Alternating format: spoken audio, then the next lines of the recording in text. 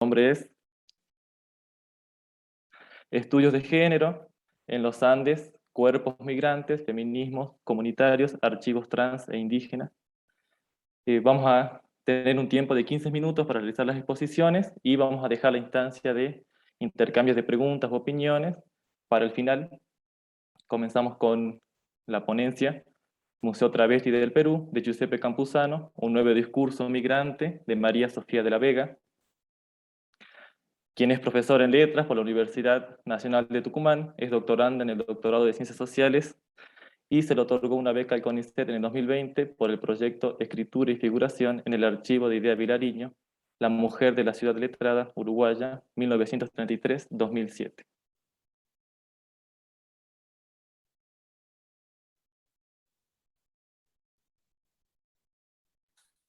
Hola, muchas gracias por la presentación. Voy a leer mi ponencia, que la traté de hacer corta para que no se extienda y después podamos conversar. Bueno, como bien me presentaron, la ponencia se llama Museo Travesti del Perú, de Giuseppe Campuzano, un nuevo discurso migrante. El primer apartado lo llamo así: el Museo Travesti del Perú, una historia móvil. ¿Se me escucha bien? Perfecto. En 2003, el filósofo y artista Giuseppe Campuzano inició su investigación para lo que sería después, en 2008, la creación del Museo Travesti de Perú. El museo está conformado por archivos históricos, antropológicos, periodísticos de los y las travestis o representaciones de travestis en el Perú desde la época precolombina hasta el siglo XXI. Su misión es conformar una especie de genealogía del travestismo en la cultura peruana. A Campuzano le interesa mostrar cómo el transvestismo está en lo más profundo de la historia del Perú y también cómo es una palabra propia latinoamericana, no prestada de culturas blancas como lo queer o lo gay. Campuzano afirma lo travesti desde la aparición de sujetos que no se sentían en el lugar ni de mujer ni de hombre y que a su vez tenían sexualidades móviles, pudiendo agenciar ambos sexos. Con la conquista, lo primero que hizo la colonia fue eliminar todo rastro de este tercer sexo, como lo nombra Campuzano, lo que supuso una normalización hacia la cultura europea. Lo que va a demostrar, o mejor dicho, documentar Campuzano con su museo, es cómo esta corriente normalizadora no ha podido con su propósito incluso en el presente. Para el filósofo, lo travesti no es algo marginal de la historia andina, sino que toda peruanidad es un travestismo. Por eso desplaza su trabajo en este archivo museo, donde recolecta imágenes travestis desde épocas anteriores a la conquista hasta comienzos del siglo XXI.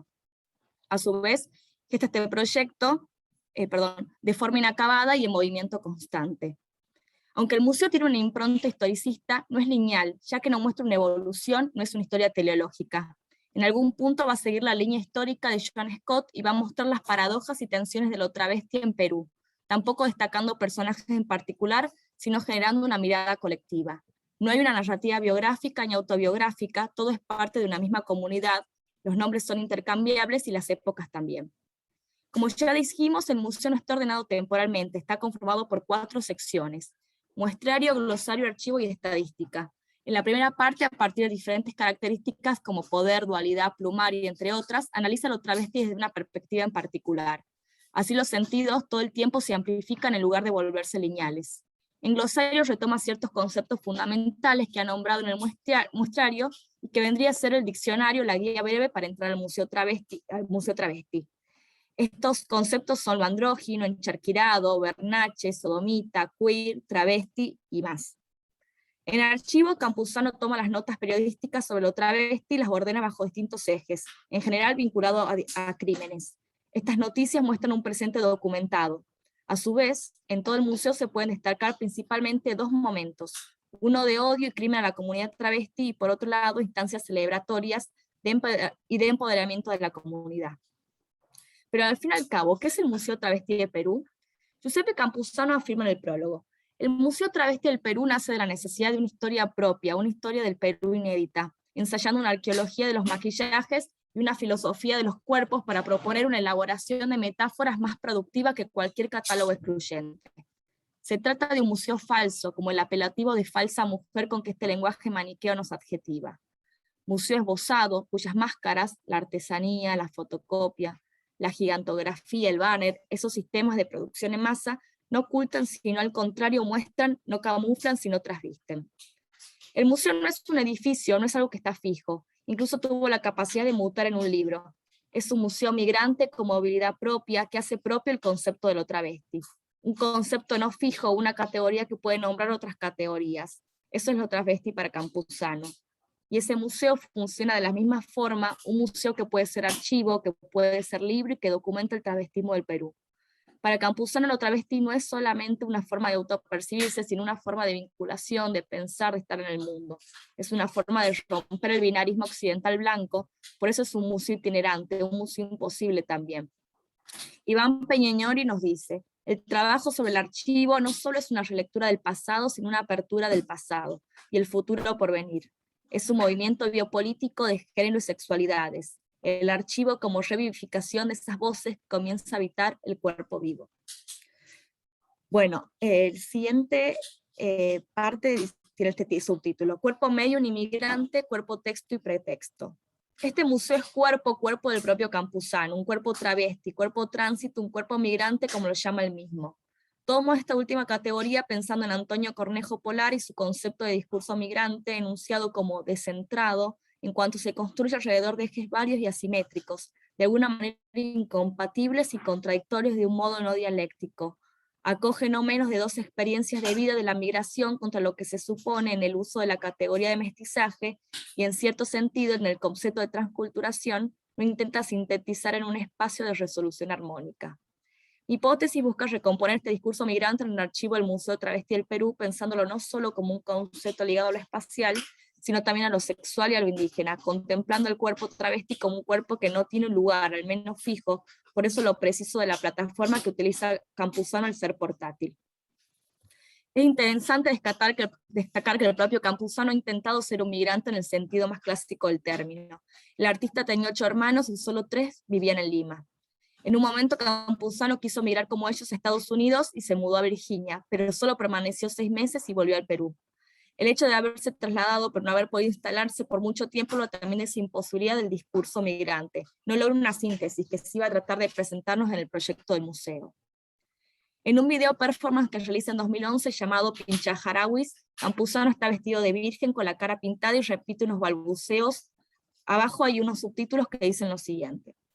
Cuerpo medio un inmigrante, cuerpo indeciso e indebido, cuerpo puerca, cuerpo mestizo y mestizante, cuerpo texto y pretexto, cuerpo nación e indignación, cuerpo y no corporación, cuerpo mimes y síntoma, cuerpo poesía y gesto, cuerpo crónico, cuerpo crónica. Aquí el filósofo artista no nombra la palabra travesti, pero todas estas palabras que acompañan al cuerpo son diferentes formas de nombrarlo travesti, también características que estallan en su cuerpo y forman paradojas para luego volverse también desplazamientos.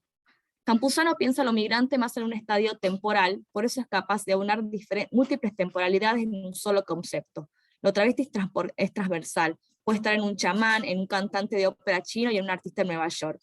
Es la capacidad de transformación y transmutación hacia lo espiritual, hacia lo ritual. La presencia de lo chamánico y la religión van a ser fundamentales a lo largo del libro. A su vez, lo migrante también podemos verlo en el propio formato del museo, que tiene la posibilidad de pasar de ser algo físico en un edificio, transformarse en un libro sin perder su funcionalidad. Logra hacer todo y al mismo tiempo nada. La concepción migrante travesti es tan móvil que no le permite hacer ningún lugar. Mario Bellatina en el prólogo del museo dice lo siguiente. Que alguien se atreva a hacer un no libro, sino a crear su propio museo, es una misión tan fuera de toda lógica que hace posible que allí se establezca una suerte de hecho sobrenatural, o la aparición del arte, que es algo similar. No hay ninguna condición real para que este museo exista, para que se decida su creación, su carácter portátil, su forma en libro. Este es el verdadero milagro, tangible y concreto de bolsillo, donde se puede concretar el universo entero a partir de unas cuantas imágenes, y de ciertos fragmentos, restos que siempre estuvieron presentes, pero que nadie pudo detenerse, y contemplarlo en toda la fascinación que su oscuridad luminosa produce. Se trata de un museo que es imposible, insisto, que existe este museo, donde el horror se instala en la mirada del otro, y no en la de sus protagonistas. Es de tal magnitud el espanto que no podemos dejar de sorprendernos a cada momento, con una mueca de sonrisa congelada en nuestros rostros. Las imágenes y los textos van evolucionando en su propio pánico hasta convertirnos tal vez en alguno de aquellos hombres que trabajan con la carne muerta que se procesa en esta extraña isla situada, dentro de mis sueños al menos, frente a las costas del sur. Las obras que quedan al final del recorrido saben que lo único que se puede poseer es lo que está llamado a no existir. Giuseppe Campuzano piensa su proyecto para desorientar, en sus propias palabras, para relocalizar lo que en algún momento fue visto como marginal, hacer migrar lo travesti, que es también lo mestizo, que es también lo espiritual, otras formas de concebir el mundo que no son las maneras occidentales. Distintas disciplinas se mestizan al interior del muestrario, en un viaje a través de los tiempos y espacios y fuentes más disímiles, de las culturas pre-incas a las postindustriales de las colecciones de arte de los diarios Chicha. El travesti es puente entre imagen y texto, entre tiempos y espacios, donde heredero de un linaje de mediadores, chamanos, Giuseppe Campuzano dice: yo veo el travestismo como un ritual, como el sacerdote que realiza una liturgia, como el chamán de las culturas originarias. Entendida como alegoría de la máscara, de lo falso, de la copia, el camuflaje, el travestismo empezó a servirle como un concepto capaz de dar cuenta de procesos de colonización, resistencia, hibridación y mestizaje, entre lo andrógino ritual y los danzantes travestis como mediadores culturales, en el caballo de ofrenda sagrada indígena y coloquial, a medio de subsistencia de las peluqueras travestis modernas, de las plumas que comparte el Inca Manco Cápac, de la casta de hombres y mujeres, el encargen colonial y vedette travesti contemporánea. Campuzano ordena la ciudad letrada de Rama y posibilita nuevos encuentros menos violentos entre lo travesti y lo que no es. En su muestrario vemos perfectamente travestis cocineros, travestis músicos, travestis que son parte de la vida de la ciudad, como así también después vemos travestis asesinados en los periódicos por no haber sido normalizados y haber migrado hacia otros cuerpos. Hay un doble peso en el cuerpo travestido migrante en la modernidad. De alguna forma se lo incluye y también se lo aleja. Daniel Link propone un desplazamiento del archivo entendido como un repertorio discursivo a la noción performance, lo que permite pensar el cuerpo en cómo el cuerpo guarda memoria. Así el cuerpo travesti es histórico y guarda no solo las imágenes de los travestis de la modernidad, sino también de sus otras figuraciones. Por el concepto travesti, por eso el concepto travesti es migrante, y a su vez responde a este tipo de cuerpo migrante. El libro de Campuzano no se deja entrever otra forma de decir este concepto, alejado de categorizaciones o nominaciones occidentales de género, sino bien un concepto que discurre y que abarca, no necesita generar más categorías porque lo travesti termina atravesándolo todo. El cuerpo travesti, perdón, como conclusión digo, el cuerpo travesti tiene que migrar porque hay un vacío en su historia, nadie lo ha relatado, nadie lo ha querido ver, por eso Campuzano elige el museo como lugar de exhibición, porque esa palabra responde a instituciones públicas y porque también significa que tendrá un espectador, algo mucho más general y amplio que un lector. El deseo de recuperación de lo travesti está en cada una de las piezas que llegan al museo, así es como una de las piezas que más destaca en una gran fotografía Giuseppe Campuzano son unos zapatos de su amiga Susana que olvidó en su casa. Zapatos enormes, brillantes, que le sirven también para moverse de un lugar a otro.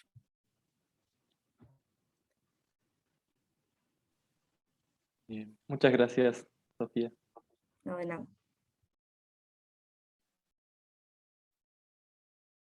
Bien. Continuamos ahora con la segunda exposición, Voces de Feminismo Comunitario en el Avia Yala, de Marcia Muriel Manino, quien es profesora y licenciada en Letras por la Universidad Nacional de Salta. Actualmente es docente en el nivel medio y nivel superior no universitario y es miembro del proyecto de investigación 2539, Poéticas Migrantes y Políticas de la Memoria en la Literatura y la Cultura Latinoamericana 2005-2018. Buenas tardes a todos. Bueno, yo también voy a leer, porque lo hice cortito como para los 15 minutos y así después hacemos la puesta en común.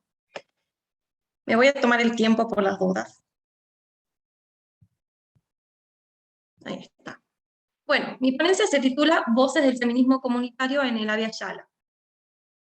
Durante los últimos años se ha profundizado en propuestas epistemológicas del feminismo comunitario del Avia Yala con la intención de generar un desprendimiento del movimiento de mujeres hegemónico europeo que permita construir otros feminismos territoriales situados que sirvan a la lucha de los pueblos y de los cuerpos desde un punto de vista autónomo y determinado. Esta línea da cuenta de un repensar y recrear el pensamiento político-ideológico del feminismo para reinterpretar la realidad histórica y cotidiana de mujeres indígenas y negras en nuestro continente. Dicha perspectiva parte del hecho incuestionable de que existe un patriarcado originario, ancestral, cuya estructura milenaria subyuga a las mujeres y se refuncionaliza con la imposición del patriarcado occidental. En nuestro continente existe una amplia tradición de participación de las mujeres indígenas en los movimientos de mujeres. En los 60 y 70 aparecieron las voces de las mujeres racializadas, como es el caso del movimiento campesino. De hecho, las indígenas participaron contra la resistencia de la violencia de estados en movilizaciones que reivindicaron territorios y derechos sobre la tierra, sobre todo por la privatización de los bienes públicos. Sin embargo, recién en 1992 se asume la especificidad de la mujer en el marco del centenario de la conquista y colonización, y con la aparición del zapatismo en 1994, que alienta el proceso organizativo de las mujeres. Recién, a partir del 2000 en adelante, estas mujeres van a abordar concretamente, pero muy superficialmente, la cuestión de la desigualdad de género, puesto que los temas elementales donde ponían el foco de interés eran el reconocimiento, la igualdad de derechos colectivos, tierra, territorio, educación y salud. Teniendo en cuenta ese panorama general, lo que voy a hacer ahora es citar la voz de Domitila Barrios, que es una mujer que resulta un antecedente y que exigió ser escuchada por las feministas occidentales en el 75, en la primera Conferencia Mundial sobre la Mujer de la ONU. Y a partir de este discurso es que se empieza a pensar, se añade una problemática que no se estaba considerando también en este feminismo occidental, que es el conflicto de clase. La cito. Dice: la Friedan nos invita a seguirla.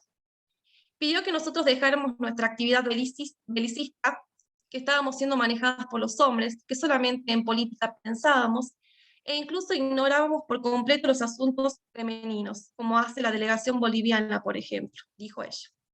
Entonces yo pedí la palabra, pero no me la dieron. Y bueno, yo me paré y dije: perdonen ustedes que esta tribuna yo la convierta en un mercado, pero fui mencionada y tengo que defenderme. Miren que he sido invitada a la tribuna para hablar sobre los derechos de la mujer. En la invitación que me mandaron estaba también el documento aprobado por las Naciones Unidas, y que es su Carta Magna, donde se reconoce a la mujer el derecho a participar, a organizarse. Y Bolivia firmó esta carta, pero en la realidad no la aplica sino la burguesía. Y así seguía yo exponiendo, y una señora que era la presidenta de una delegación mexicana se acercó a mí. Ella quería explicarme a su manera el lema de la tribuna del año internacional de la mujer, que era igualdad, desarrollo y paz. Y me decía: hablaremos de nosotros, de nosotras, señora, nosotras somos mujeres. Mire, señora, olvídese usted del sufrimiento de su pueblo, por un momento olvídese de las masacres. Ya hemos hablado bastante de eso. Ya la hemos escuchado bastante. Hablaremos de nosotras, de usted y de mí, la mujer, pues.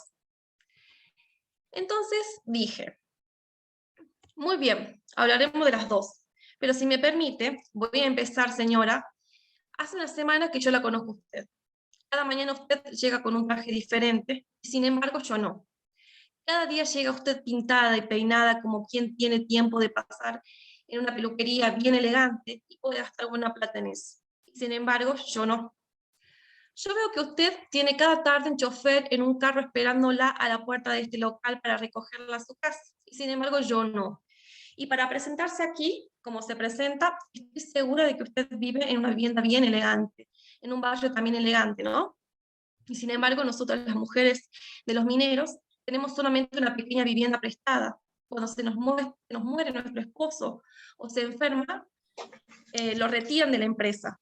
Tenemos 90 días para abandonar la vivienda y estamos en la calle. Ahora, señora, dígame, ¿tiene usted algo semejante a mi situación? ¿Tengo yo algo semejante a la situación de usted? Entonces, ¿de qué igualdad vamos a hablar entre nosotras si usted y yo no nos parecemos? Si usted y yo somos tan diferentes, nosotros no podemos en este momento ser iguales, aún como mujeres. ¿No le parece? Bueno, cierro la cita. Es reconocida esta discusión de Domitila, que va a poner sobre la mesa, como dije recién, la situación de las mujeres que se encuentran en situaciones mucho más complejas y cuyas luchas difieren de la mujer occidental, burguesa y blanca, quienes hasta ese momento ignoran que la categoría mujer para nada era homogénea. Parecida es la situación del feminismo negro, que es la corriente que habla de la no mujer, la mujer negra negada y no vista, que limpia y cuida a las hijas de las mujeres blancas y burguesas. Estas dos corrientes, estas dos perspectivas, se ascriben de alguna forma desde la subalternidad, ¿no? Y a partir de la voz de indígenas que comienzan a tomar conciencia de su situación y de su lugar en el movimiento feminista, se constituye otro movimiento que visibiliza la complejidad de los nudos teóricos del feminismo. Sin embargo, en un principio el discurso del feminismo indígena reclama igualdad de derechos en espacios públicos como la comunidad y el municipio, en el espacio privado con respecto a la alimentación, el vestido, el gasto y el fondo monetario de la familia, la mitad de la tierra, los bienes en caso de separación de pareja, entre otras cuestiones. Pero entre estas mujeres también hay posiciones diversas que se deslindan en dos miradas y formas de vivir la lucha. En primer lugar tenemos las que piensan que primero se debe luchar y lograr la autonomía de los pueblos originarios, y luego el de las mujeres, que de alguna manera yo considero que estaría escondiendo un factor de subordinación. En segundo lugar, están las que consideran la necesidad de organizarse por sus propios derechos, puesto que los cambios deben reestructurar el espacio privado y el comunitario. Y en lo que es el segundo grupo, vamos a colocar a las feministas comunitarias de la Via Yala, quienes, además de su lucha, son muy resistidas por parte de los hombres indígenas dentro de las comunidades y buscan desestabilizar el énfasis en la cultura, en la dualidad del género, en la complementariedad y en la idea de mujer como portadora y custodia de la tradición. ¿Qué plantea el feminismo comunitario? Ahora lo que voy a hacer es hacer referencia a algunas nociones y análisis a partir de estudiosas feministas de esta corriente. Y parto de un concepto que es de Julieta Paredes, que es una feminista aymara de Bolivia, que da cuenta de el concepto entronque patriarcal, y que es un concepto que dice ella se encuentra entre el patriarcado precolonial y el occidental. Ella dice que significa reconocer, este concepto significa reconocer que las relaciones injustas entre hombres y mujeres aquí en nuestro país, es decir, Bolivia en ese caso, se dieron antes de la colonia y no solo es una herencia colonial. También hay un patriarcado y machismo boliviano, indígena y popular. Descolonizar el género, en este sentido, significa recuperar la memoria de las luchas de nuestras abuelas contra un patriarcado que se instauró antes de la invasión colonial. Descolonizar el género significa decir que la opresión de género no solo vino con los conquistadores, sino que también había una propia versión de la opresión de género en las culturas y sociedades precoloniales, que cuando llegaron los españoles juntan ambas visiones para desgraciar a las mujeres que habitamos Bolivia. Este es el entronque patriarcal del que hablamos, dice Paredes. La idea esta de descolonizar el género que plantea la autora parte del feminismo decolonial que amplía la temática de discusión respecto a lo que era el feminismo liberal clásico para debatir sobre tierras, territorios, cuerpos, representaciones. Ponen en tela de juicio la visión individualista de la modernidad colonialidad que retomada por Aníbal Quijano. De hecho, María Lugones complejiza y complica este modelo de este estudioso, que a su vez, bueno, ella admite que proporciona una base, o una buena base desde la cual entender los procesos de entrelazamiento de la producción de raza y género. Sin embargo, no hay una separación de raza-género en el patrón de Quijano. Dentro de su marco, dice Lugones, existe una descripción de género que no se coloca bajo interrogancia y que es demasiado estrecha e hiperbiologizada, ya que se presupone el dimorfismo sexual, la heterosexualidad, la distribución patriarcal del poder y otras presuposiciones de este tipo. Cabe destacar que las mujeres indígenas no constituyen, como ya había dicho, una categoría homogénea, por lo que las luchas son diversas, como lo son las diferentes perspectivas de dónde pensar el feminismo. De hecho, feministas como Adriana Guzmán Arroyo, de Bolivia, expresa que el feminismo decolonial y el mismo feminismo negro se alejan de la acción cotidiana, de las movilizaciones y la acción directa, puesto que se dejan seducir por la academia y el poder. Dice que bueno, ellas lo complejizan demasiado y las campesinas empobrecidas no acceden a ese conocimiento. Retomando a Guzmán, ella bueno, lo que hace es cuestionar la idea del de que el feminismo tiene una historia universal. Si se pregunta justamente qué es lo universal, ella dice que se trata de una estrategia de dominación y colonización de los cuerpos y las mentes, puesto que está hecho porque poseen el poder, es decir, los hombres blancos, burgueses, que no incluyen a la mujer blanca y burguesa, y mucho menos a los habitantes de la Via Yala, que ni eran considerados en un principio humanos. Y en contraposición de lo universal ella propone pensar en clave pluriversal. El feminismo de Abya Yala parte de la necesidad de luchar y de teorizar en torno a las necesidades de las mujeres de nuestro continente, superándose el feminismo occidental, pero sin dejar de reconocer su importancia. Se cuestiona la clasificación oficial del movimiento, bueno, que es muy conocida la teorización de Amelia Valcárcel cuando refiere a las 3 etapas del feminismo como filosofía política y práctica, a partir de la división entre la primera ola, del feminismo ilustrado, donde se reconoce la igualdad de la inteligencia y se reivindica el derecho a la educación de la mujer, la segunda ola liberal de las sufragistas, quienes abogaban por el acceso a todos los niveles de la educación, a la profesión y al voto, y la tercera ola contemporánea, que continúa en lucha por los derechos civiles, reproductivos, paridad política, y reflexionan sobre el papel de las mujeres en la globalización. Ante estas olas, que se conciben como la historia universal del feminismo, Guzmán Arroyo advierte que no se incluye en estas los datos como la historia de la lucha de las olas indígenas originarias, pero además no incluye el estado de la cuestión precolombino que posibilitó que el patriarcado se profundice, tal como advierte también Lorena Camba. Entonces, la propuesta es construir en la práctica y en la teorización un feminismo comunitario que propone como forma de vida la comunidad, comenzando con una ruptura epistémica con el feminismo eurooccidental y continuando la búsqueda por nombrarse desde los propios cuerpos de mujeres aymaras, indígenas, lesbianas, empobrecidas. Sin embargo, se pone en foco la redefinición del feminismo y el patriarcado, puesto que se pretende continuar la idea del movimiento de mujeres como lucha y como construcción del pensamiento antipatriarcal. Esto queda muy claro en el uso de categorías propias del feminismo hegemónico como patriarcado y género.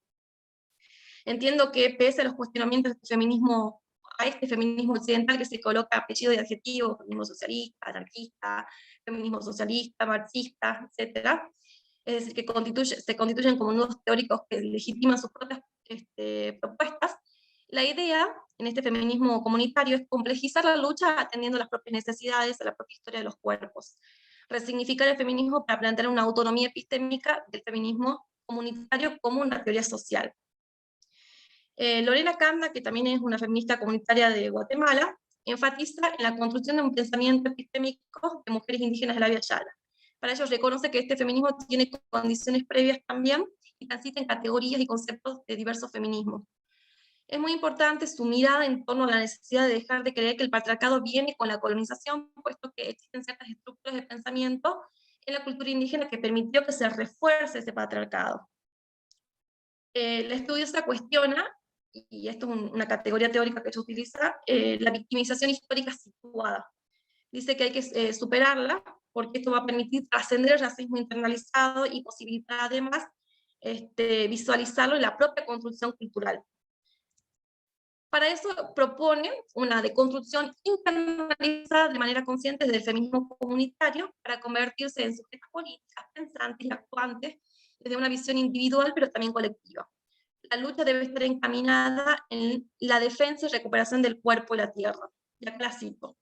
Dice, en el planteamiento de recuperación y defensa histórica de mi territorio cuerpo-tierra, asumo la recuperación de mi cuerpo expropiado para generarle vida, alegría vital, placeres y construcción de saberes liberadores para la toma de decisiones, y esta potencia la junto con la defensa de mi territorio tierra, porque no concibo este cuerpo de mujer sin un espacio en la tierra que dignifique mi existencia y promueva mi vida en plenitud. Las violencias históricas y opresivas existen tanto para mi primer territorio cuerpo como también para mi territorio histórico tierra. En este sentido, todas las formas de violencia contra las mujeres atentan contra esa existencia que debería ser plena. Ya para ir cerrando, lo recién expuesto da cuenta de un recorrido y de una propuesta epistémica que está en plena ebullición. El feminismo comunitario del Abya Yala todavía está en construcción y en su interior se visibilizan diversas tensiones que van a dar cuenta de la complejidad del movimiento feminista en general, ¿no? Sin embargo, hay un acuerdo en generar un desprendimiento del movimiento de mujeres hegemónico europeo que permita construir feminismos territoriales situados para la lucha en defensa del territorio y el cuerpo tierra. Ya está ahí. Muchas gracias, Marcia. Bien, a continuación, junto con mi compañera Lourdes Machías, vamos a presentar nuestra exposición bajo el título Irrupciones en el mundo andino, continuidades para un Pachacuti Marica. Lourdes Machías es estudiante del profesorado en Letras de la Universidad Nacional de Salta.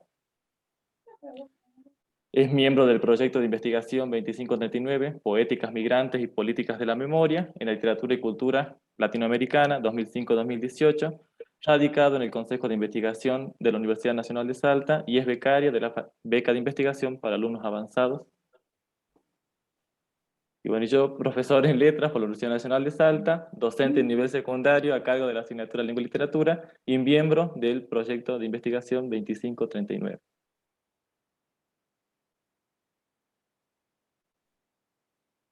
Bien, para comenzar a hablar de nuestra ponencia, consideramos oportuno recuperar la llegada de Occidente hacia este espacio que luego sería denominado como América. En ese momento se instalan una serie de configuraciones que van a impactar en las personas, en el espacio, en el tiempo, bajo una relación de poder cuyo eje principal va a ser la explotación y la dominación. Estas configuraciones que impactan va a delinear o configurar tres aspectos. Por un lado las identidades, por el otro lado el espacio, y por último, el aspecto que nos interesa va a ser el género y la sexualidad. En cuanto al espacio, observamos que estos modelos occidentales van a trazar fronteras que excluyen y dejan en el margen a ciertos sujetos, y desde la perspectiva de Adolfo Habana Chinte, eh, se va a considerar que en el nuevo espacio colonizado se produjeron procesos inéditos de construcción de identidades a partir de la categorización de los conquistadores, a partir de la categorización que los conquistadores europeos determinaron. Para lograr esto, al mismo tiempo los españoles toman distancia de los sujetos que habitan en este nuevo territorio y al interior de las comunidades van a instalar una fuerza homogeneizadora que va a excluir o aunar todas las otras totalidades que existen y no va a considerar las diferencias y va a homogeneizar los grupos. En el caso del género y la sexualidad, Occidente va a implementar e instalar una serie de herramientas, va a utilizar el género como una herramienta de dominación a partir de unas categorías binarias y jerárquicas que se van a oponer. Y en cuanto a la sexualidad, va a aparecer de manera biologizada, obligatoria, y ella va a penetrar la totalidad del género. Desde la mirada de María Lugones, la sexualidad y el género van a construir dos espacios, el lado claro visible y el lado oscuro, oculto. En el lado claro visible se va a encontrar el dimorfismo biológico, la heterosexualidad y el patriarcado, y en el lado oscuro, oculto, va a tener o va a habitar allí todo lo que escapa la organización del género y el sexo impuesta por Occidente. Sobre este tema, María Galindo va a decir que los españoles llegaron con conceptos sobre la sexualidad fundados en una visión judeocristiana del siglo XVI, mandatos como el de la virginidad, la heterosexualidad obligatoria, el sexo como únicamente válido para la reproducción, la censura de la desnudez y otros, fueron un conjunto de valores coloniales a ser instalados en esta parte del mundo con un plan de castigos y condenas. Estos tres puntos que he marcado hasta ahora fueron configurando y delimitando de alguna manera modos particulares de saber, de vivir y de estar en el mundo.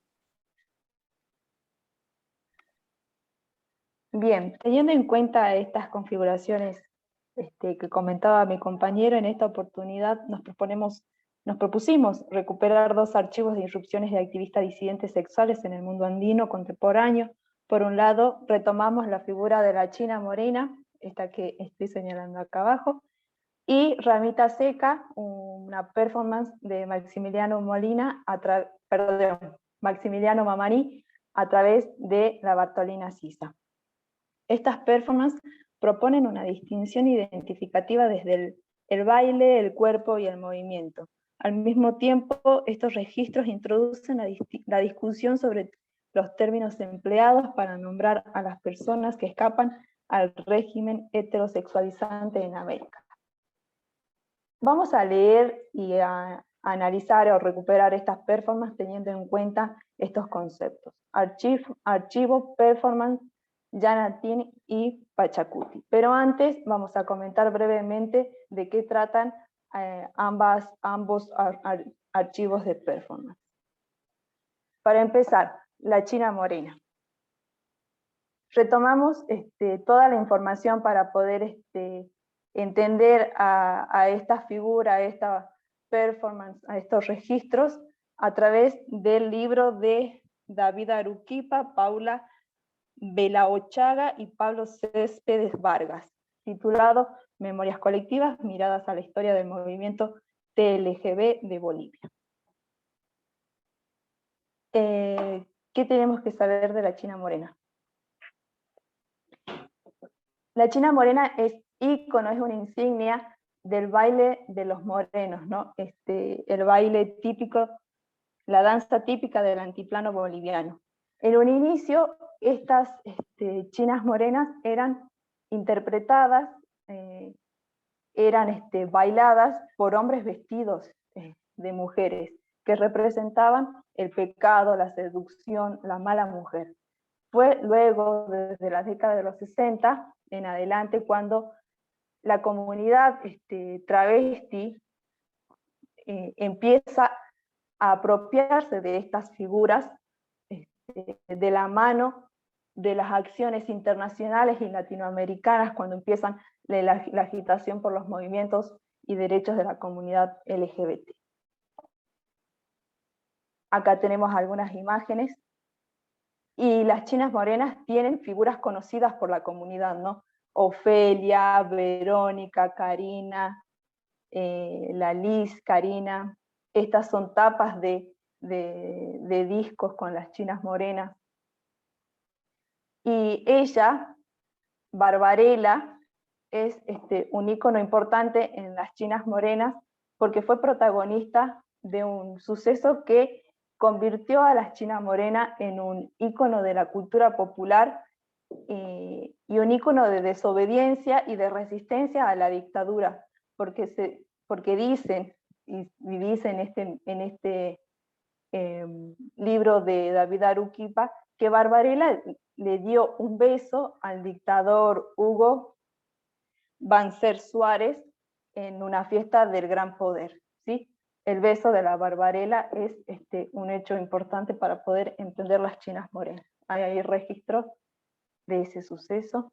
Y también, para hablar sobre la China Morena, tenemos que mencionar a la familia Galán. La familia Galán es un grupo de activistas y de artistas que, al igual que las chinas morenas, irrumpen en el espacio público, irrumpen en una danza tradicional a través de la figura y de la transformación o resemantización de la figura del guapuri en la danza de la cuyahuada, ¿sí? Al igual que las chinas morenas, proponen una modificación tanto estética como política, ¿no? De la visibilización de la comunidad, y también resistente y provocadora, porque la figura del guapuri es una figura de líder varonil, ¿no? Que va al frente de toda la tropa de bailarines.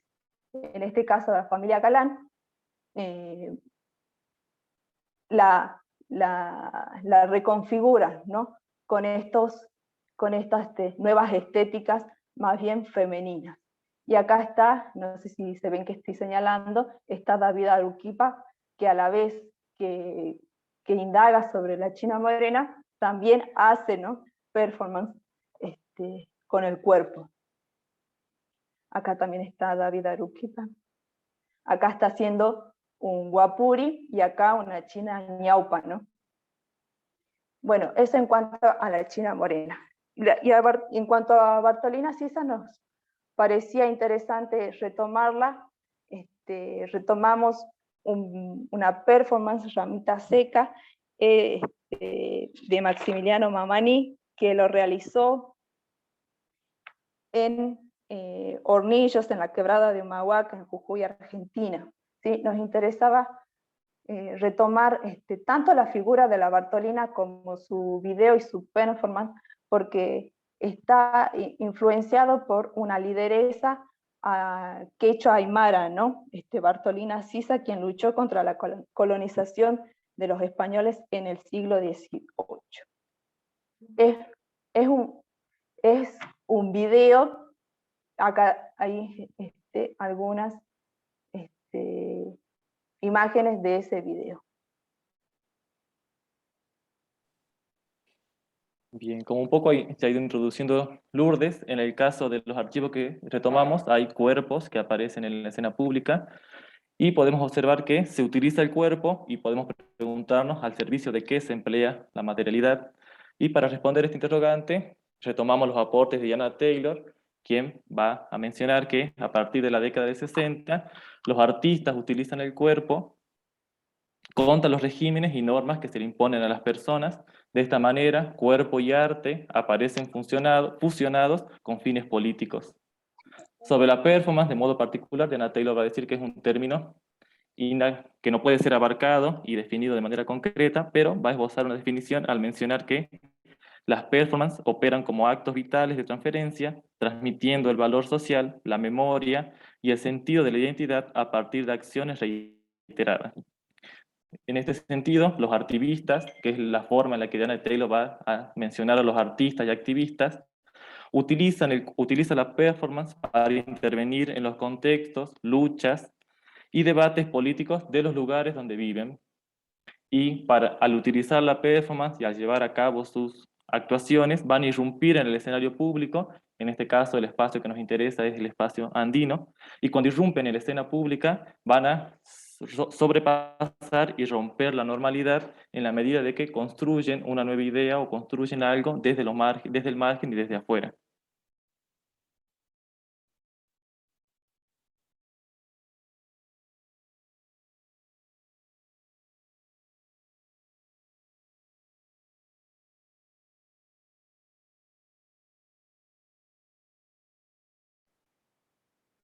Perdón, estaba hablando sin micrófono. También retomamos el concepto de archivo de la misma autora, entendiendo archivo como construcción de memoria, como la memoria que se preserva a través de fotos, documentos, textos literarios, cartas, videos.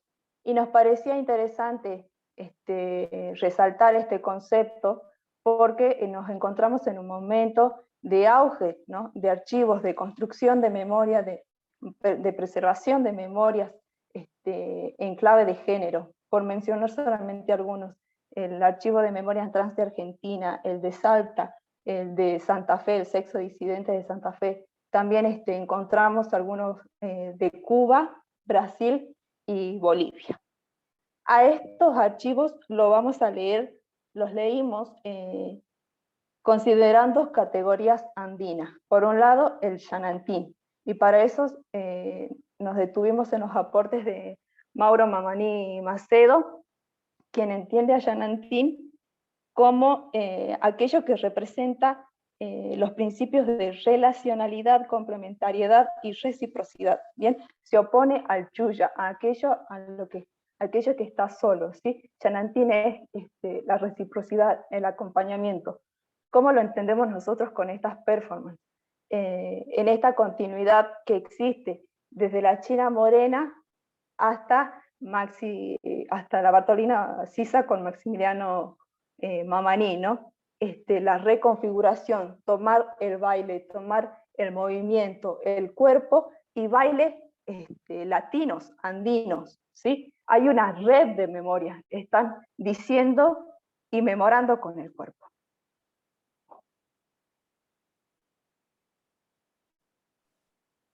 Por otro lado, la noción de Pachacuti, a la cual también recuperamos de los aportes de Mamani Macedo, quien la define como la representación del turno de un tiempo y un paso hacia otro. En cierta medida, el Pachacuti es el mundo que se transforma. Entendiéndolo así, al Pachacuti como esta idea de vuelco o algo que gira y que muta, entendemos que en las performances que recuperamos hay un vuelco en la medida en que los cuerpos aparecen en escena pública, y al ocupar estos espacios y al construir memoria a través de los cuerpos, van a tensionar las categorías con las que son nombrados los sujetos en América Latina. David Aruquipa considera que las identidades queer en América Latina son complejas y para analizar en realidad las identidades latinoamericanas hay que desmontar un sistema interpretativo previo. Por su parte, Sayak Valencia va a decir que todo término contiene un archivo epistémico, racial, cultural, de clase y de género y geopolítico. En este sentido, es necesario problematizar y situar las nociones que empleamos para nombrar a las personas. En el caso de América Latina, hay un gesto ya político de no utilizar el término queer, ni siquiera como es formulado en el inglés, ni tampoco esta idea del español en el que se lo escribe con C-U-I-R, como queer, sino que se va a adoptar otro insulto latinoamericano que va a ser el marica por un lado, y pensamos que sería interesante ver cómo podemos reapropiarnos de otros insultos o otras formas de nombrar a los disidentes sexuales en la región andina, y para eso pensamos en la categoría de Keusa, que va en quechua o en aymara va a significar como lo torcido, lo desviado.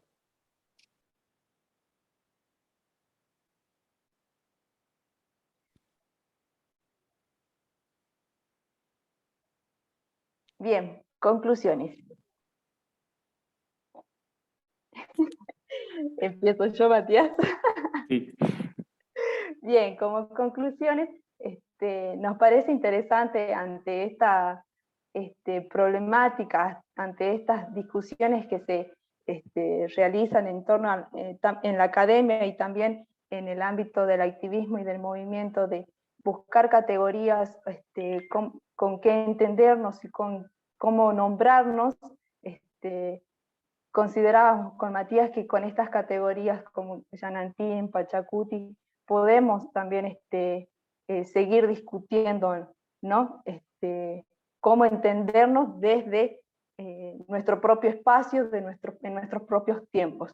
Y también pensábamos en continuar, se puede seguir continuando, este es un corpus totalmente pequeño, en la red de memorias, ¿no? Como decíamos anteriormente, estamos en un tiempo en el que emergen estos archivos que permiten seguir pensándonos y discutiéndonos.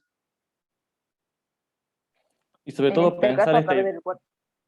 sobre todo pensar esta idea de red de memoria a partir de esta idea que propusimos de Yanantín performático, de cómo a través del cuerpo y el cuerpo puesto en escena pública a lo largo del tiempo va a construir una memoria en la región andina, y cómo esto de situarnos y ver de manera crítica las categorías nos va a colocar en un estado de apertura, que es esta noción que recuperamos de Karina Vidaseca.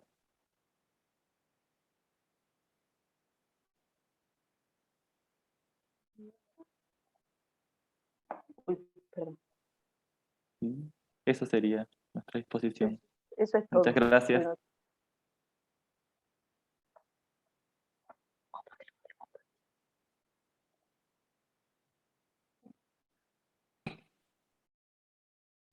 Bien, y ahora continuamos con la exposición que tiene como título Desde brujas hasta sanadoras, el recorrido de estas nociones durante el periodo colonial, de Mendoza Laura Elizabeth, quien es estudiante avanzada de la carrera de Letras de la Facultad de Humanidades y Ciencias Sociales de la Universidad Nacional de Jujuy.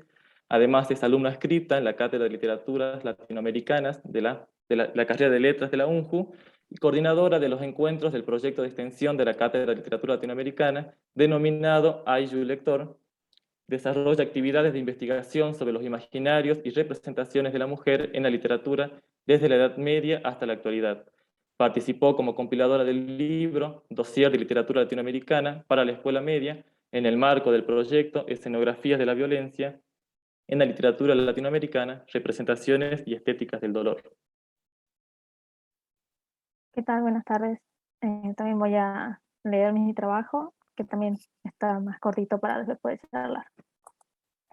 Bien, como ya mencionó Matías, mi trabajo se titula Desde brujas hasta sanadoras, el recorrido de estas nociones durante el periodo colonial. Comienzo. La palabra bruja ha tenido muchas connotaciones negativas en diferentes lugares y específicamente en Europa a mediados del siglo XIV. Esta misma hace referencia a aquellas mujeres que realizan un pacto con el demonio, quienes otorgan poderes sobrenaturales para que realicen su voluntad, convirtiéndolas en esclavas y servidoras de él mismo. Asimismo, son consideradas brujas las mujeres que demuestran tener un conocimiento elevado sobre temas específicos como ser curaciones, premoniciones, poder crear cosas, etc. Conocemos variados relatos, mitos, cuentos, historia, en fin, un sinnúmero de ejemplos que afirman esta visión. No tenemos certeza del significado concreto de la palabra, pero la Real Academia Española, en varios de sus conceptos, la describe como aquella mujer que parece presentir lo que va a suceder, de aspecto repulsivo, malvada. Si bien no es el propósito de este trabajo develar el origen de la palabra bruja, se explorarán algunas acepciones para orientarnos sobre las connotaciones que ha tenido a lo largo de la historia. Para la cultura celta tenía un valor positivo, enaltecido, ya que se las relacionaba con aquellas mujeres que demostraban tener un profundo conocimiento para con la naturaleza y podían realizar diversas curaciones con la misma. Lejos de ser una herejía, estas mujeres representaban una parte fundamental de su cultura gracias al conocimiento sobre las plantas medicinales que tenían. Para el pueblo latinoamericano, durante la época prehispánica y en la actualidad, esta significación no era alejada a la que tenían los celtas. Como menciona la doctora María Cristina Bianchetti en la edición de Curanderismo, Medicina Tradicional de la revista Pueblo Continente, y cito, la medicina tradicional vigente en el área andina del noroeste argentino participa de una larga trayectoria hispano-indígena, donde los conocimientos transmitidos en forma oral han unido contenidos mágico-culturales con los de una medicina empírica basada en hierbas, minerales, ingredientes y sustancias naturales.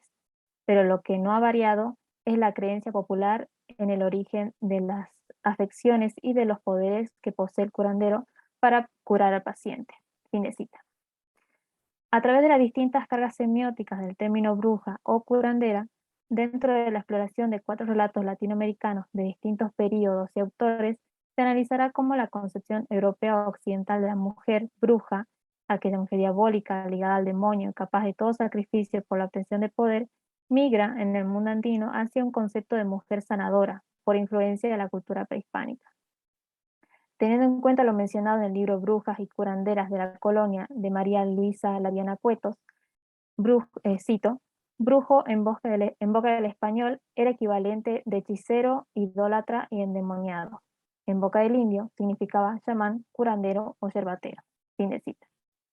Recuperando las concepciones ya mencionadas y las diferentes cargas tanto positivas como negativas de la palabra para las distintas culturas y épocas, se analizarán 4 relatos latinoamericanos correspondientes, como ya se mencionó, a distintas épocas, lugares y autores. El primer relato que se analizará es el de Arzán de Ursúa y Vela, que data de la época de 1674 en el Perú. Lo denomina de la hierba llamada coca y los extraños casos que sucedieron con la famosa hechicera. Así, desde el título podemos notar que dentro del relato encontraremos información acerca de una hechicera a la que actualmente se la puede denominar curandera o también yerbatera. Arzáns inicia su relato de esta forma, y cito: pasemos ahora a contar los extraños sucesos o diabólicos hechos de una hechicera cuyas maldades fueron descubiertas en este año con que fenecieron todas. Fin de cita. De esta manera podemos avecinar la impronta negativa que tiene desde un inicio la concepción de hechicera. En las variadas veces que el autor hace mención de la mujer, alude a la denigración y repulsión a la misma, como ser la maldita Claudia o maldita hembra, entre otras. Así, podemos notar cómo recupera esa noción europea en cuanto a la significación de la mujer que cura, que hechiza mediante la yerba coca, ya que esta hechicera Claudia, lo que hacía, cada conjuro o trabajo lo realizaba con la yerba indicada. Recuperando lo que menciona Alicia Poderti en su libro Brujas Andinas, la hechicería colonial en el noroeste argentino, con respecto al concepto de brujas que se iba esparciendo en la época medieval debido al tránsito de libros como el Maleus Maleficarum, o también traducido como el Martillo de las Brujas, nos dice que, cito, la circulación de este tipo de libros en Europa y luego en América contribuyó a generalizar la idea de que las mujeres debían permanecer alejadas del poder, debido a que eran moral, intelectual y físicamente inferiores a los hombres, y además porque estaban sujetas a incontrolables apetitos ligados a los afectos y las pasiones. Fin de cita. De esta forma, es que podemos reafirmar el concepto trabajado por Arzán ateniéndonos a lo que menciona en una parte de su relato, como por ejemplo, cito, ven este vicio casi siempre en las mujeres, gente por la mayor parte sin discurso, que nada sabe hacer sino el no hacer nada. ¿Quién puede sujetarse a tan fuerte desatino sino quien tiene tan flaco entendimiento como las mujeres? Y las mujeres son tan fáciles en creer lo malo. Fin de cita. Es así que queda aún mucho más claro el imaginario que maneja el autor.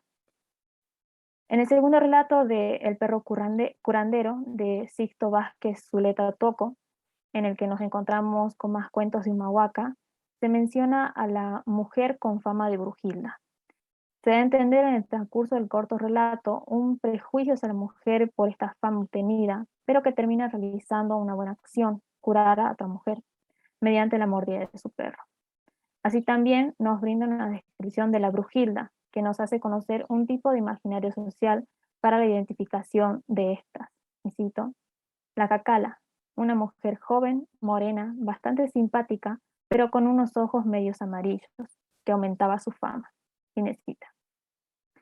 Así podemos notar una aproximación a la concepción manejada en el primer relato, pero que evoluciona de una forma distinta y positiva hacia el final de este.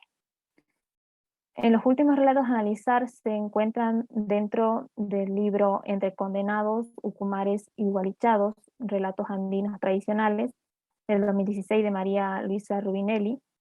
Se trata de relatos sobre casos de maradura. Aquí vamos a encontrarnos con diferentes modos de curar la maradura, soplo o maraire, como se suele decir. La autora menciona diferentes métodos que les fueron compartiendo los distintos entrevistados. Entre ellos se encuentran 3 casos en los que menciona específicamente a la curandera. Si bien esta no es exactamente lo mismo que la bruja, más adelante se verá la diferencia. En el cuento también se menciona, en los relatos también se mencionan los métodos que utiliza la curandera, la forma voluntaria también en la que van hacia esta y la confianza en sus conocimientos. Como por ejemplo, cito, la cura una curandera de la siguiente manera. Primero te hacen limpias con alumbre, otros curanderos con plomo y también adivinan con coca o maíz, si está asustado o no. Las limpias se hacen 3 veces seguidas. Fin de cita.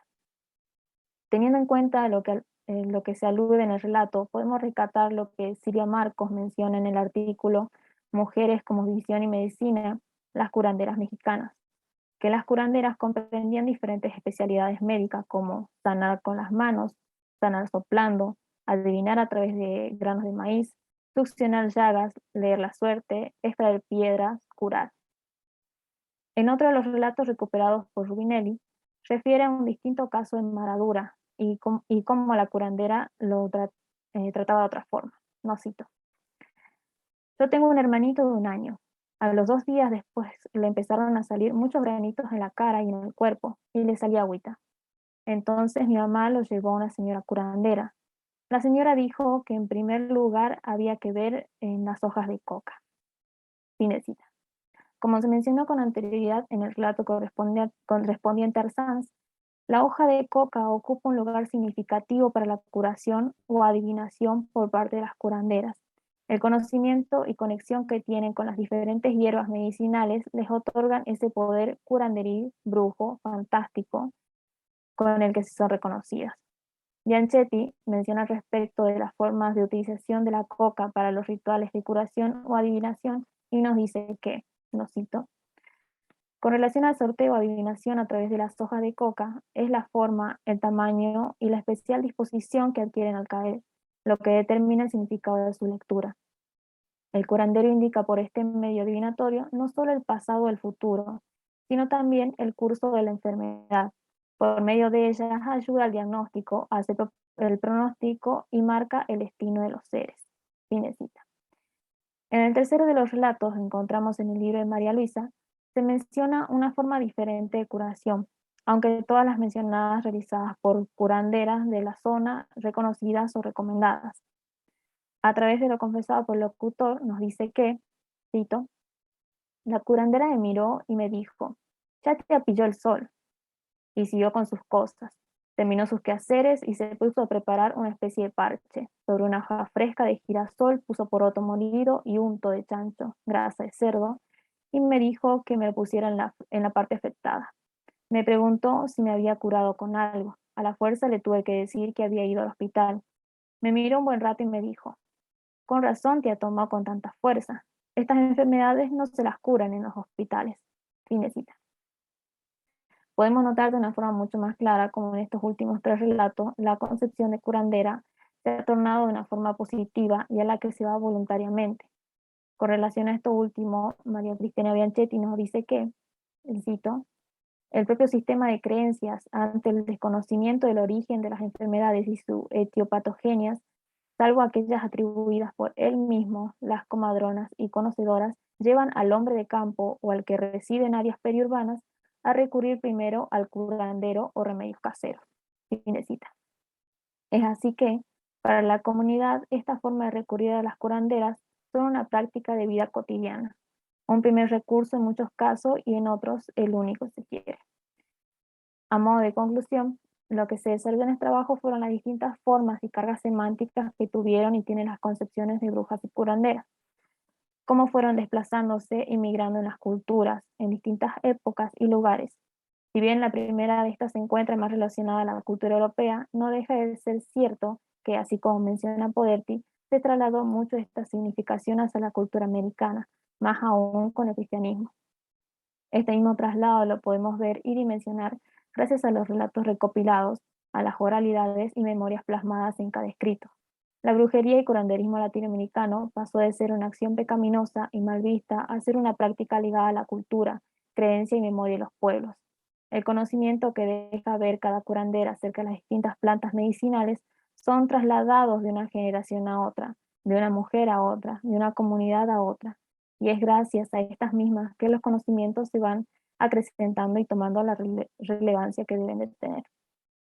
Como comunidad, debemos seguir impulsando esa positividad de las prácticas curanderiles, las memorias ocultas y las creencias reforzadas.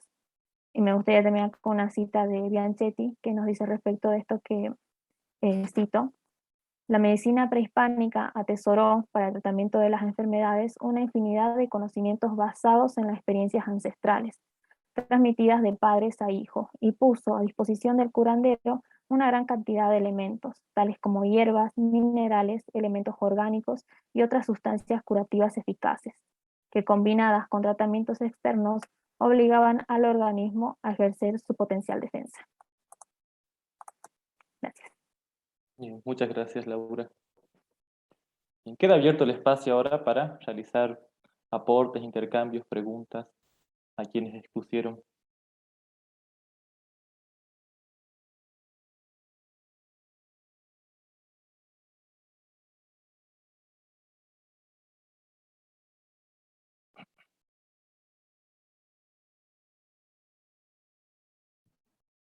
Yo quería hacerles una pregunta a Matías, y creo que era, no le encuentro, tu compañera, porque me Lourdes. interesaban los conceptos que habían utilizado, el de Yanantín, Panchacutí, creo que lo noté bien, y que me preguntaban, la verdad que no lo leí, le anoté el nombre, a Mauro Mamani me ayudó para leerlo, y me interesaba si lo que él arma es como una especie de glosario, o es que ustedes de ensayos o artículos como que tomaron esas categorías y las utilizaron para su exposición, que me interesó mucho porque también tenía que ver un poco de lo que yo estaba hablando, así que nada, esa es la pregunta.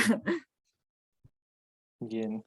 Mauro Mamani Macedo tiene un artículo en el que habla de recupera una serie de categorías andinas que son utilizadas para, o que pueden ser utilizadas para realizar una lectura de textos literarios. Y es de ahí que nosotros recuperamos, si bien ya la conocíamos, porque son nociones que utilizamos en el marco del proyecto de investigación, es en este artículo donde puntualmente encontramos, no sé, las definiciones o cómo él define esos conceptos y eran operativos para nuestro análisis, para el análisis que proponíamos. Después puedo compartir el enlace si querés. Dale, genial, gracias, porque yo en realidad como que estudio otra cosa y la verdad que me interesan muchísimo estos temas y lo hago un poco como de costado, así que todo lo que dijeron hoy me pareció súper interesante. Les quería agradecer a todos. Sí, es el artículo de Purun Chachana, que menciona Ana en el chat. Y sí, Ana Laura, ¿querías decir algo? Bueno, en primer lugar, buenas tardes. Y bueno, me pareció que la mesa era, digamos, es súper diversa y están mostrando sobre todo archivos interesantes, o sea, los corpus que están tomando todos ustedes, me parece como que es interesante, ¿no? Visibilizar este tipo de corpus. Yo siempre digo, ¿no? Que a veces los trabajos valen por la interpretación que están haciendo, que creo que es lo que pasó aquí, pero además valen por los archivos que están mostrando, ¿no? Porque después uno puede agarrar esos archivos y también proponer otro tipo de interpretación. Y en ese sentido me parece que la mesa es súper interesante. Pero me quería quedar, porque me interpeló, ¿no? La propuesta de Marcia, en relación a que trajo a Domitila Chungara, ¿no? A la mesa. Y yo justo me estaba fijando en la Biblioteca del Bicentenario de Bolivia, porque cuando Bolivia celebró sus 200 años de independencia, lanzaron una convocatoria donde uno podía votar los 200 libros fundamentales de la Biblioteca Boliviana. Entre ellos, por supuesto, salió seleccionado el libro de Domitila, ¿no? El testimonio de ella realizado por esta investigadora brasileña. Y estaba viendo quién hizo el prólogo, y lo hizo Javier Albó, un hombre, ¿no? Que igual a Javier Albó me encanta, o sea, es alguien que viene trabajando cosas interesantes, de hecho es un investigador que trabaja sobre la fiesta de los señores del gran poder, link para Matías y Lourdes, ¿no? Lo han mencionado esa fiesta. Me encanta lo que hace Javier Albó, pero es la persona que presenta el libro de Domitila, ¿no? Ahí también hay un tema de género, ¿no? Eh, pero también pensaba, a raíz de lo que comentaba Marcia, que, ay, qué debate tan intenso esto, ¿no? ¿Qué viene género, digamos, qué viene primero? ¿El género, la clase, la etnia, ¿no? O sea, los distintos aspectos de los procesos discriminatorios, ¿qué viene primero y qué pesa más? ¿Qué es lo que pasa con el debate de Domitila, ¿no? ¿Pesa más su clase? ¿Pesa más porque es mujer?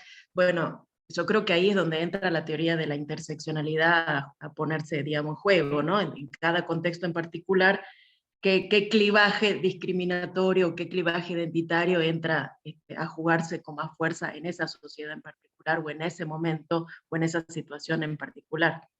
Pero también pensaba que sería interesante por ahí, si Marcia quiere explorar, lo digo así, porque yo lo exploré y me pareció como que me abrió la cabeza, toda la cuestión de los estudios subalternos de Spivak, ¿no? Que me parece que puede estar bueno para ella. De hecho, en el año 2010, la vicepresidencia de Bolivia, en ese momento estaba de vicepresidente García Linera, hicieron un ciclo de discusión que se llamó Pensando el Mundo desde Bolivia, donde un poco invitaron a intelectuales de la izquierda internacional, la mayoría hombres, a, digamos, que de alguna manera dialoguen con algunas teorías importantes para Bolivia, ¿no? Digamos, discutiendo esos sociólogos, esos politólogos del norte global, discutiendo con algunas teorías generadas de Bolivia, y allí se produjo un debate entre Spivak, que es una investigadora de la India, pero trabaja en universidades de Estados Unidos, con Silvia Rivera Cusicanqui. Y allí sale un poco toda esta propuesta de qué viene primero, ¿no? Clase, raza, género, ¿no? Ahí un poco salió esa discusión que creo que está bueno por ahí si Marcia lo quiere explorar. Bueno, nada más, ese era mi comentario. Y felicitarles a todos de nuevo. Gracias, Ana.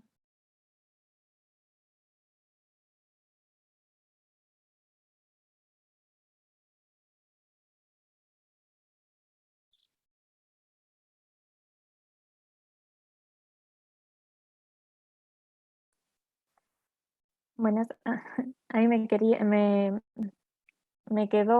pensando en los archivos trans, en los que no tenía conocimiento, y no sé si después me podría pasar algo, porque me quedé con un poco de intriga, de dudas y curiosidad para poder leer.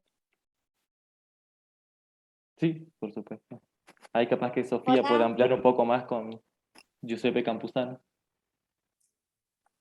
Hola, buenas tardes. Lo mismo que Laura. Me gustó mucho la exposición de Sofía, que ella toma la categoría, si no entendí mal, de sujeto migrante.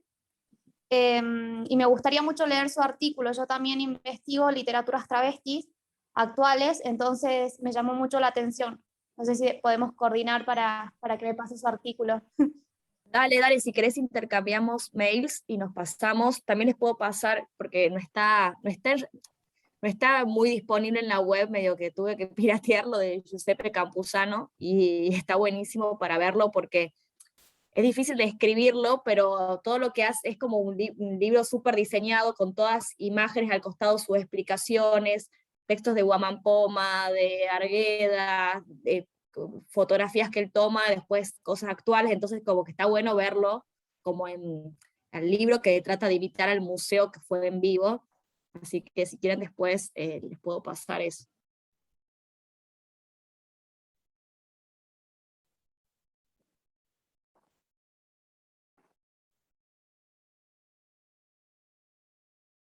Y también de Giuseppe Campuzano está el libro Saturday Night, puede ser, que donde también recupera esto del Museo Travesti y otros escritos producidos por él en la década de los 90 hasta el 2012, si mal no recuerdo.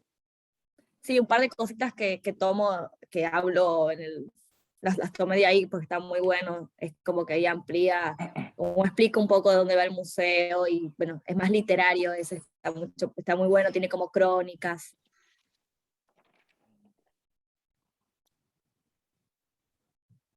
Y por ahí me llamaba la atención esta idea de cómo podríamos pensar las 4 exposiciones a partir del concepto de sujeto migrante o bien de migración, sobre todo por esta idea de la travesti que migra en términos de género, digamos, o bien en términos espaciales, en esta idea que proponíamos con Lourdes de la travesti que va desde la periferia hasta el centro y ocupa el espacio, el centro, que antes era negado, o bien desde la propuesta de Laura, cuando mencionaba que la noción de bruja va a migrar también desde una mirada negativa hacia otra positiva, o bien con lo que había propuesto Marcia, esta idea del feminismo, no desde los términos occidentales, sino más bien desde una mirada local y contextualizada, y no tanto desde la teoría, sino desde la práctica también. Sí, yo también pensaba que estaban como todos los trabajos medio comunicados en algún punto, y no sé si el texto este de Conejo Ponales de 1996 es cortito, pero me pareció como súper interesante, porque en realidad habla eso, como en realidad de algo muy clásico que pasó en Perú, de pasar desde de lo rural a la ciudad, y cómo eso va cambiando la literatura, y toma ejemplos de, no sé, Los ríos profundos, de otros textos de Vargas Llosa, pero creo como que está bueno pensar cómo la idea, el sujeto y el discurso migrante se amplía en otros tipos de conceptos ahora, y más desde una cuestión de género.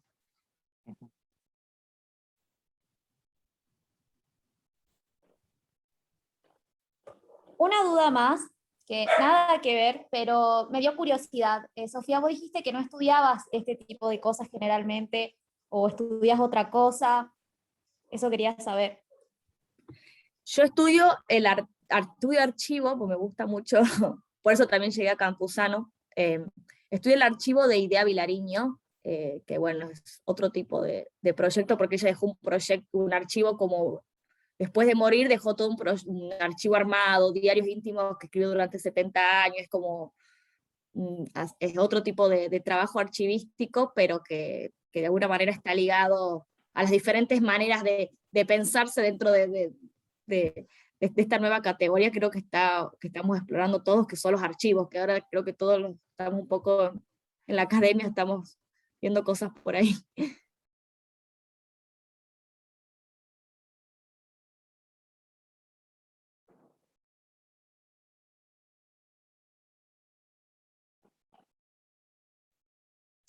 Por ahí, perdón que intervenga de nuevo, pero me quedo pensando en esto del museo. No llegué a escuchar, y no sé si se dijo, si el Museo Travesti tiene un lugar físico particular, o sea, capaz que hacen performance afuera de ese lugar, pero si tienen un espacio como un museo, digamos, o es la calle el espacio.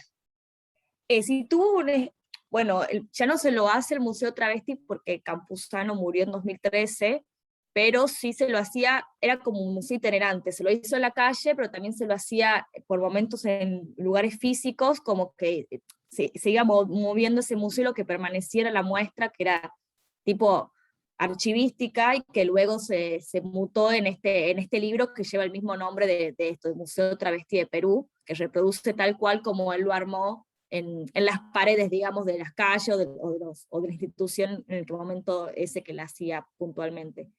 Hay un par de videitos en YouTube, porque él tenía como un canal en el que puedes recorrer y ver cómo él armaba ese museo. Interesante, porque así como decía, ¿no? Esto de que en realidad todo Perú es travesti, ¿no? O se puede entender con esa idea de identidad, ¿no? También Perú es muy museo, ¿no? Desde el propio discurso oficial y turístico es muy museo. Todo está objetualizado, ¿no? Lo inca, el pasado inca, ¿no? Está todo muy objetualizado. También discutir con ese, que sea un museo itinerante es interesante, porque discute con la lógica de poner, no sé, el propio Machu Picchu como un objeto, ¿no? Que está ahí quieto en el tiempo. Creo que es interesante esa lógica de museo. Tal cual, aparte, también veía, por ejemplo, a él como que le interesa mucho todo el tema que sea la visibilización, como poner sobre el tapete todo lo que... Y también habla de la Barbarela, que me pareció también muy interesante que los chicos lo nombraban, y todo lo que sea público, él era como, a lo que yo, por ejemplo, hay una escena que creo que era un suministro que se disfraza como mujer porque era una fiesta, y le preguntan qué opina él, si no es que estaba como que mucha gente dirá ahora como que está, ¿cómo se llama? Apropiándose, y Giuseppe Campuzano decía que no, que para él es como comenzar a naturalizar cosas que son vistas como juego, como chiste, y comenzar a naturalizar de lo que es la cultura del Perú, como lo que él hace como historizando todos esos aspectos. Así que para mí está muy bien, la palabra museo está muy bien elegida por él.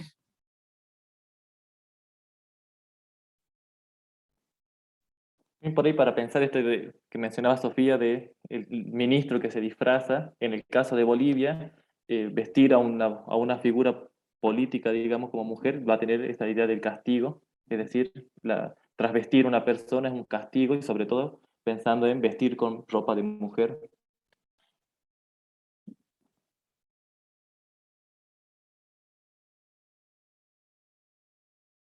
Bien, muchas gracias por asistir a la mesa número 8. Agradecemos a quienes expusieron y también a las personas que asistieron, y los invitamos a continuar participando del segundo Congreso Internacional, y pueden visitar también el programa por los días que restan. Muchas gracias a todos. Todes. Muchas gracias. Que tengan buena tarde.